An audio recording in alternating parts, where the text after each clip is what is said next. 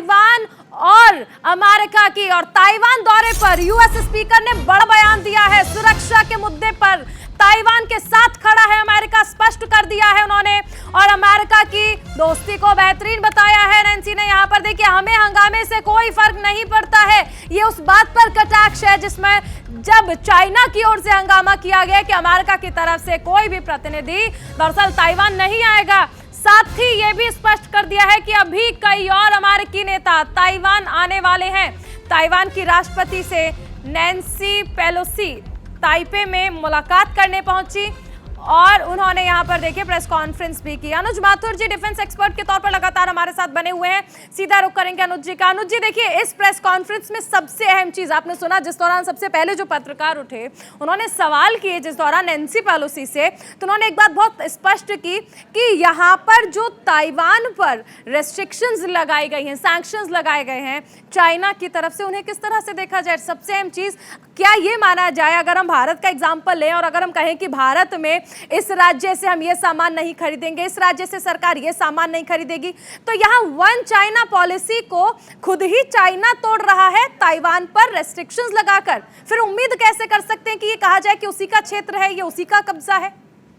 बिल्कुल बिल्कुल चारुल, ये चाइना का अभी कुछ सिस्टम जो है उनको स्वयं समझ नहीं आ रहा है कि इस चीज को कैसे रिएक्ट करें, क्योंकि उन्होंने पूरी पुरजोर कोशिश की, हर शब्द में, हर भाषा में, हर जोर के साथ उन्होंने वार्निंग दी चाइना को भी, अमेरिका को भी और ताइवान को भी। बावजूद उसके ये विजिट हुई, बावजूद उसके प्रेस कॉन्फ्रेंस हुई, बावजूद उसके देश का सर्वोच्च सम्मान उनको नैन्सी पेलोसी को दिया गया। ये बिल्कुल साफ करता है कि अमेरिका का स्टैंड ताइवान के प्रति बिल्कुल क्लियर है। अब आपका प्रश्न इकोनॉमिक्स से जुड़ा हुआ था, उसको मैं एक सेकंड और बात करके फिर उसके ऊपर आता हूं। और उसमें यह है कि उन्होंने ये बात बिल्कुल क्लियर कर दी है कि वो एक फ्लरिशिंग डेमोक्रेसी के रूप में ताइवान को देखते हैं और ताइवान की हर संभव मदद हर क्षेत्र में करेंगे, चाहे वो सुरक्षा हो, चाहे वो इकोनॉमिक्स हो, आर्थिक क्षेत्र हो या कोई और हो। तो ये आप मान लें कि अमेरिका का पूरा सपोर्ट है। एक छोटा मैं आपको पुराना वाला किस्सा बताता हूं कि इससे पहले इस प्रकार की परिस्थिति कब पैदा हुई थी। इसके पहले एक 1995 में ताइवान के एक राष्ट्रपति ली टेंग हुई थे, वो अमेरिका की यात्रा पर गए थे और इसका बहुत बड़ा ऑब्जेक्शन चाइना ने किया था। फिर चाइना के एयरक्राफ्ट ने जो अभी वो कर रहे हैं वो किया था। फिर उनके मिसाइलों ने ताइवान के चारों तरफ मिसाइल फायर किए थे और उसके बाद अमेरिका ने 2 कैरियर बैटल ग्रुप्स वहां भेजे थे, जिसके बाद कहीं जाकर के मामला शांत हुआ था। इस बार आप देखिए परिस्थिति लगभग वैसी है। इस बार कैरियर बैटल ग्रुप भेजने की जरूरत नहीं पड़ेगी, क्योंकि 4 बैटल ग्रुप्स जो हैं अमेरिका के, South China Sea of Philippines, Pacific Ocean, इन चारों जगह ऑलरेडी मौजूद हैं। तो चाइना के पास अभी कोई ज्यादा ऑप्शन बचा हुआ नहीं है। अब बात आर्थिक प्रतिबंधों की, उन्होंने रियल सैंड का बंद कर दिया है, भेजना बंद कर दिया है। ये उनका सेल्फ डिफीटिंग, जैसा कि चारुल आप बता रही थी, सेल्फ डिफीटिंग स्टेप में इसको मानूंगा, क्योंकि आप ही अपने एक राज्य में जिसको आप क्लेम करते हैं आपका राज्य, इस प्रकार की कार्रवाई करनी शुरू कर दें, तो ये मेरे हिसाब से एक सेल्फ डिफीटिंग स्टेप रहेगा। चाइना, मैं आपको निश्चित रूप से बता सकता हूं कि जितने भी रेस्ट्रिक्शंस लगा ले, जब तक अमेरिकन लॉबी और उसके दोस्त लोग, जितने मित्र राष्ट्र हैं, वो इस सैंक्शंस इंपोज नहीं करेंगे, तो उसका उतना ज्यादा असर नहीं होगा।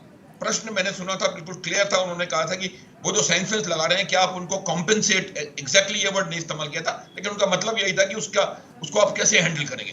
तो नैन्सी पेलोसी ने बिल्कुल क्लियर शब्दों में कहा था कि हम हर क्षेत्र में ताइवान के साथ खड़े हुए हैं और वो अगर कोई इसके ऊपर सैंक्शन लगाता भी है तो वो रास्ता उसको ढूंढेंगे।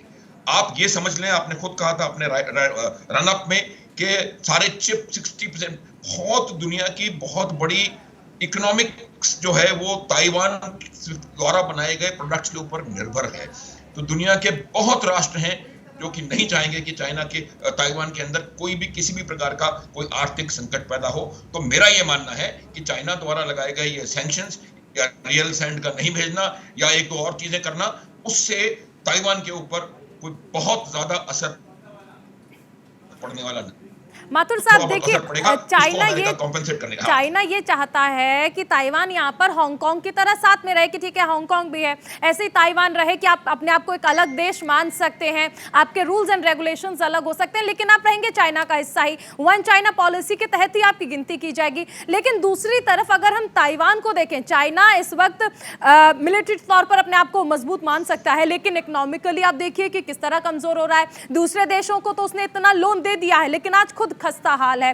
इसके अलावा इकोनॉमिकली हमने बात कर ली, पॉलिटिकली भी वो कमजोर हो चुका है, मिलिट्री तौर पर वो अपने आप को मजबूत मान रहा है। लेकिन ताइवान जहां पर ढेर सारी संभावनाएं अभी भी बनी हुई हैं, अगर एक अलग देश के तौर पर उसको बड़ी पहचान मिल जाती है तो आने वाले वक्त में इकोनॉमिकली आप देखिए कि कितना उसका सपोर्ट जो है वर्ल्ड लेवल पर मिल सकता है, वो चाइना नहीं चाहता। बिल्कुल चारुल, आप बिल्कुल ठीक कह रही हैं। वही मैं कह रहा था थोड़ी देर पहले कि जो पूरी बाकी विश्व है, विश्व समुदाय है, वो नहीं चाहते ताइवान में कोई परेशानी हो, खास करके आर्थिक फ्रंट पे, क्योंकि बहुत ज्यादा आप जिस फोन से, जिस जूम से हम बात कर रहे हैं, जिस फोन से हम बात, तमाम वो उसमें उसका असर पड़ने वाला है। तो ये कोई नहीं चाहेगा, और मुझे पूरा यकीन है कि कितने भी प्रतिबंध चाइना अपनी तरफ से थोड़े बहुत लगा लेगा, उसका बहुत ज्यादा असर इन पे नहीं होने वाला है, और जो असर होगा उसको नलिफाई करने का रास्ता अमेरिका के पास ऑलरेडी होगा। मैं आपको एक बात बताता हूँ कि इतना ज्यादा इनका ऑपोजिशन था, इतना ज्यादा इनकी धमकियां थी, बावजूद इसके अगर ताइवान की सरकार ने नैन्सी पेलोसी को आने के लिए अलाउ किया है और उनका स्वागत किया है, तो मैं ये बता सकता हूं यकीनी तौर पे कि उन्होंने तमाम प्रोज एंड कॉन्स को वे कर लिया है। उन्होंने चाइना के जो लाइकली मिलिट्री एक्शंस हो सकते हैं, उनको कैसे जवाब दिया जाएगा, उसकी पूरी तैयारी करी हुई है। तो उनके लाइकली इकोनॉमिक एक्शंस जो होंगे आपके खिलाफ, उनको कैसे नलिफाई किया जाएगा, उसकी पूरी तैयारी, पूरा होमवर्क करने के बाद उन्होंने इतना बड़ा कदम उठाया है, क्योंकि उनको मालूम है कि ये रिपरकशंस होंगे। और अगर उसके बाद उन्होंने कदम उठाया तो उनके पास कोई सॉलिड ग्राउंड है, कोई सॉलिड सपोर्ट है। और आप ये देखिएगा कि ये मुझे नहीं लगता कि बहुत ज्यादा एस्केलेट होने वाला है, मिलिटरीली एटलीस्ट। चाइना छोटे मोटे सैंक्शंस लगाता रहेगा, जिसका कि असर नहीं होगा। ताइवान है, मुझे लगता है माथुर साहब कि आपको नेशनल डे याद होगा, हाल ही में जब चाइना ने अपना नेशनल डे मनाया तो अपने लड़ाकू विमान जिस तरह से ताइवान के ऊपर से उड़ाए और ताइवान की ओर से जवाब नहीं दिया गया, तो यहीं से चाइना को लगने लगा था कि शायद अब ताइवान जो है वो कमजोर, और ये हमेशा से उसे लगता रहा है, इसीलिए उसने हमेशा से कब्जा जमाने की कोशिश की। बहरहाल अगर हम देखें तो एक तरफ वही समझता है कि ताइवान कमजोर है, और दूसरी तरफ ताइवान भी दिखा चुका है कि आप तमाम धमकियां देखिए अमेरिका को भी दी गई, ये भी कहा गया कि टारगेट किलिंग कर दी जाएगी, हवा में ही जिस प्लेन से वो आएंगी नैन्सी पेलोसी, उससे टारगेट बना लिया जाएगा, आग का गोला बना दिया जाएगा। लेकिन अब यहाँ पर दोनों देशों की बात देखिए, एक वक्त था जब अमेरिका कहता था कि आप कमजोर मत समझिए, आग से खेलने की गलती ना करिए, लेकिन आज चाइना अमेरिका को धमकी दे रहा था कि आग से खेलने की गलती आप ना करें। लेकिन ताइवान जिस तरह एक छोटा देश होने के नाते भी उभरा और इतना बड़ा रिस्क लिया, वो जरूर काबिले तारीफ है। देखिए चलो, उन्होंने रिस्क जो लिया, वही मैं कह रहा था कि जो रिस्क लिया है उसके रेपरकशंस को उन्होंने अच्छी तरह से नाप तोल लिया है, और उसके बाद वो रिस्क लिया है। आपको थोड़ी देर पहले भी मैं आपको ये बता रहा था कि चाइना के चाइनीज मेनलैंड से बाहर निकलते ही आप कोई देश का नाम ले लीजिए, Japan, Philippines, Cambodia, Vietnam, Malaysia, Indonesia, तमाम उसके दुश्मन हैं। तो चाइना के लिए इतना आसान नहीं है, ना इकोनॉमिकली ना मिलिटरीली, इसको प्रेशराइज करना और उसको दबाव पे डालना। जब उन्होंने नेशनल डे पर जहाज उड़ाए थे, उस टाइम पर वहां पर यूनाइटेड स्टेट्स की फोर्सेस की कोई मौजूदगी नहीं थी। आज 4 बैटल ग्रुप, चलो मैं आपको बताता हूँ एक कैरियर बैटल ग्रुप चीज क्या होती है। कैरियर बैटल ग्रुप में ये नहीं कि एक है वहां पर एक एयरक्राफ्ट कैरियर है और उसमें 15 से 20 लड़ाकू युद्धक जहाज होते हैं। उसमें फाइटर एयरक्राफ्ट की पूरा का पूरा उसके जखीरा है वहां पर, उसके ऊपर उसके माइन स्वीपर्स हैं, उसमें डिस्ट्रॉयर्स हैं, उसमें क्रूजर्स हैं, उसमें सबमरीन्स हैं। ये बहुत बड़ी पावरफुल फोर्स होती है, जिससे कि इनको पता है चाइना को कि इस फोर्स का मतलब क्या है। और ये जो आप कह रहे हैं कि चाइना अपने आप को मिलिटरीली स्ट्रांग समझता है, वो सिर्फ समझता है, वो मिलिटरी स्ट्रांग नहीं है। ये जो एक्शन हुआ है नैन्सी पेलोसी का, उससे बिल्कुल साफ, crystal clear, loud and clear message गया है चाइना को कि आप कुछ नहीं कर सकते, और अगर दुनिया में कोई एक सुपर पावर है उसका नाम है यूनाइटेड स्टेट्स ऑफ अमेरिका। काम खत्म। तो ये मैसेज बिल्कुल साफ चला गया है, मिलिटरीली भी, इकोनॉमिकली भी। और आज की तारीख में मैं आपको बताता हूं कि ये लोग ये मिसाइल अटैक और इस प्रकार की जो एक्सरसाइजेस कर रहे हैं वो सिर्फ एक्सरसाइज ही मेरा मानना है कि रह जाएंगी, क्योंकि चाइना में आज की तारीख में ना सैन्य रूप से, ना आर्थिक रूप से, और ना ही उनके जो लोकल लोग हैं उनकी स्ट्रेंथ के रूप से इतनी शक्ति है कि वो अमेरिका से, और नॉट ओनली अमेरिका के साथ जापान है, अमेरिका के साथ ऑस्ट्रेलिया है, अमेरिका के साथ साउथ ईस्ट एशिया है, कहीं ना कहीं भारत भी अमेरिका के साथ। लेकिन एक सवाल ये भी है कि अगर चाइना युद्ध का आगाज करता है, देखिए आपने रूस और यूक्रेन में देखा, यूक्रेन के साथ पूरा एक तरह से बाहरी तौर पर ही सही लेकिन पूरे नाटो देश उसका साथ दे रहे थे। लेकिन चाइना के दोस्त कौन है? नॉर्थ कोरिया के भरोसे तो नहीं कहा जा सकता कि पूरा युद्ध अगर आप छेड़ते हैं तो जीत सकते हैं। पाकिस्तान का कभी दोस्त मान लीजिए, कभी दुश्मन मान लीजिए।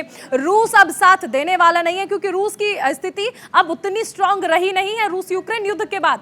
तो अगर चाइना जो धमकियां दे रहा है उस पर काम करने की कोशिश भी करता है तो वो पहले से ही जानता है कि उसकी अब स्थिति वैसी नहीं है जैसा कि वो धमकियां दे रहा है और जैसी वो बातें कर रहा है। सिर्फ बातें ही कर सकता है फिलहाल ड्रैगन।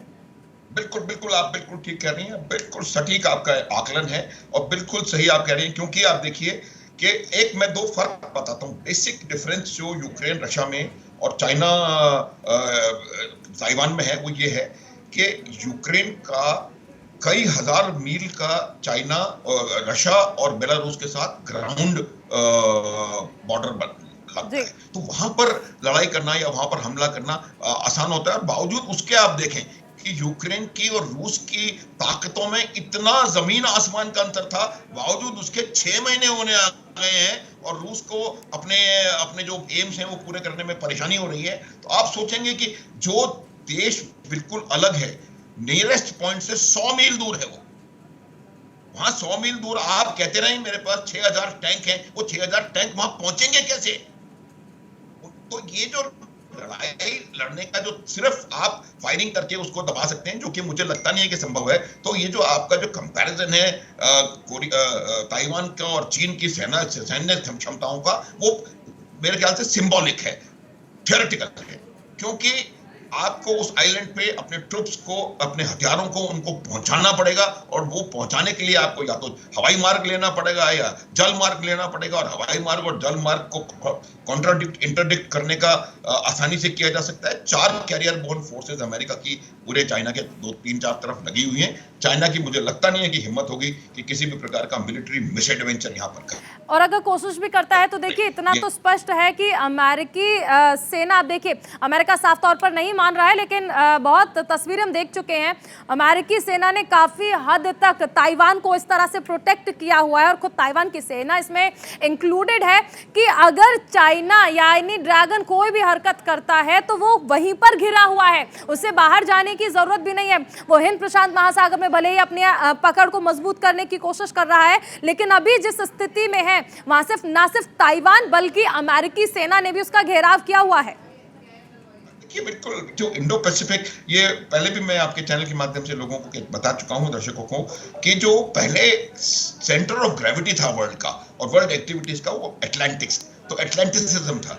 अभी पूरा centre of gravity has shifted to Indo Pacific. उसकी वजह यह है कि तमाम जो आर्थिक हरकत हो रही है, जो ट्रेड हो रहा है, वो इंडियन ओशन के और पैसिफिक के थ्रू हो रहा है। तो इंडो पैसिफिक जो है वो आज की तारीख में वर्ल्ड जियोपॉलिटिक्स का एपिसेंटर या वर्ल्ड जियोपॉलिटिक्स का सेंटर ऑफ ग्रेविटी बन गया है। तो अब हर देश जो महाशक्ति बनना चाहता है या महाशक्ति है, वो इंडो पैसिफिक को कंट्रोल करने की कोशिश कर रहा है। एक बहुत पुराने जमाने में बहुत महान एडमिरल थे, जिनका नाम भी महान था, A.T. महान, उन्होंने यही कहा था कि Indian ocean holds key to 7 seas and anyone who controls Indian Ocean will control the world। तो ये समय जो उन्होंने 125 साल पहले बात कही थी, वो आज सत्य हो गई है। और इसलिए इंडो पैसिफिक में अमेरिका भी अपना पूरा इन्फ्लुएंस रखना चाहता है।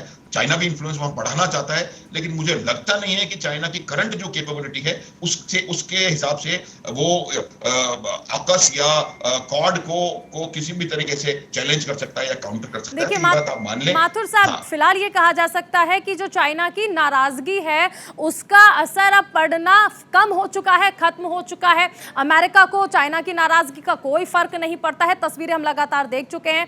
इसके साथ ही अगर हम अपने देश की भी बात कर लें तो भारत को भी अब कोई खास फर्क नहीं पड़ता है और इसीलिए भारत भी ताइवान का साथ दे रहा है। बहुत शुक्रिया हमारे साथ चर्चा में जुड़ने के लिए। और देखिए, हमने खास बातचीत की ताइवान के बारे में और खासकर नैन्सी पेलोसी जिस तरह से ताइवान दौरे पर है।